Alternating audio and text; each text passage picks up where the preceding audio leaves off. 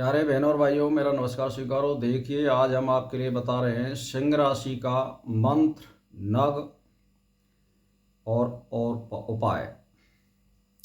भाग्योदय कैसे होगा, इसके बारे में बता रहे हैं। तो देखिए, सिंह राशि का जो स्वामी है वो सूर्य होता है।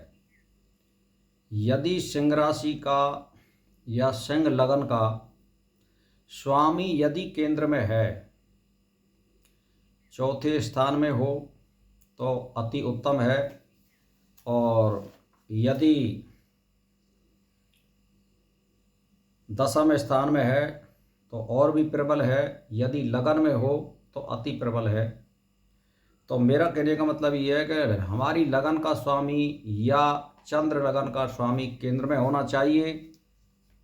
तो हमारे जो वर्तमान के जो कर्म हैं, यदि कुछ अल्प शुभ कर्म हैं और यदि केंद्र में ये ग्रह आ रहे हैं, तो इसका मतलब ये माना जाएगा कि ये शुभ कर्म हमारे पिछले जन्म के हैं। यदि जन्म लगन का स्वामी और चंद्र लगन का स्वामी सूर्य छठे स्थान में, आठवें स्थान में और 12वें स्थान में नीच का अथवा क्रूर ग्रह के साथ में यानी शत्रु ग्रह के साथ में होगा, तो हमें सफलता प्राप्त करने में बहुत कठिन मेहनत करनी पड़ेगी और विशेष परिश्रम के बाद अल्प मात्रा में लाभ होगा। इस तरह के योग बनते हैं।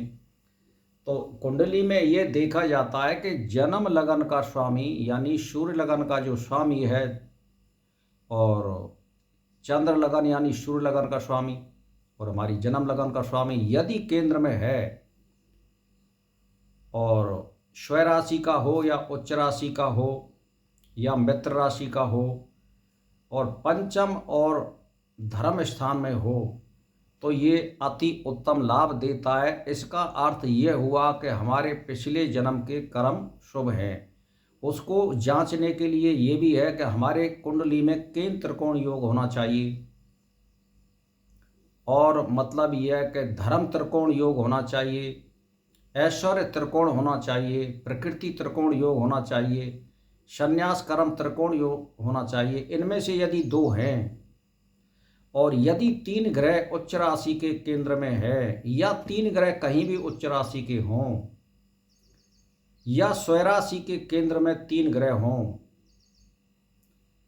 तो मेरा कहने का मतलब ये अर्थ माना जाएगा कि पिछले जन्म में इस मनुष्य के श्रेष्ठ कर्म रहे हैं और इस जीवन में वो यकायक सफलता प्राप्त करेगा। तो मेरा कहने का मतलब ये है, मैं आपके लिए उदाहरण के तौर पर बता दूं कि आप मोदी जी को कुंडली उठा करके देख लीजिए। उनकी में धर्म त्रिकोण योग भी है और केंद्र त्रिकोण योग कम से कम 3 बने हुए हैं।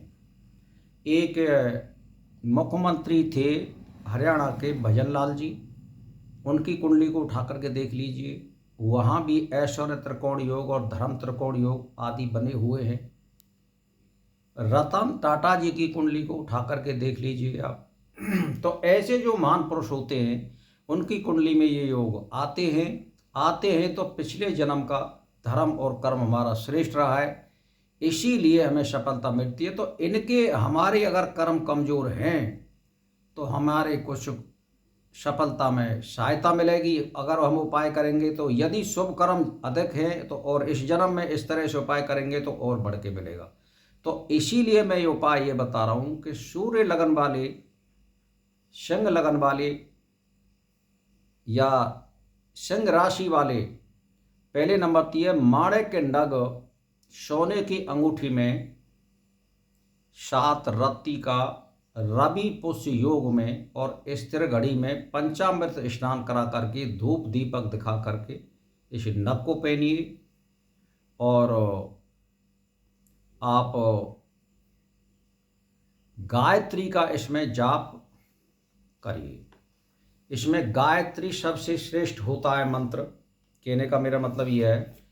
और इष्ट के तौर पर हम भाग्योदय यदि और ज़्यादा प्रबल चाहते हैं भाग्योदय के लिए, तो हनुमान जी का हम जाप कर सकते हैं, हनुमान जी का पाठ कर सकते हैं, हनुमान जी पर चोला चढ़ा सकते हैं।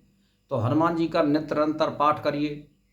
या मंगलवार को व्रत करिए और गायत्री का जाप करिए। यानी आप 3 बातों का ध्यान रखिए, एक तो मणिक नग पहनिए और नित्य प्रति गायत्री का जाप करिए और मंगलवार के दिन मंगलवार का व्रत करिए और हनुमान जी पे चोला और उसका पाठ करिए। ये मैं 3 उपाय बता रहा हूँ।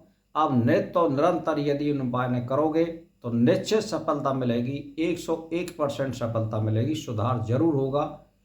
भाई और बहनों, इसी के साथ मेरा नमस्कार स्वीकारो।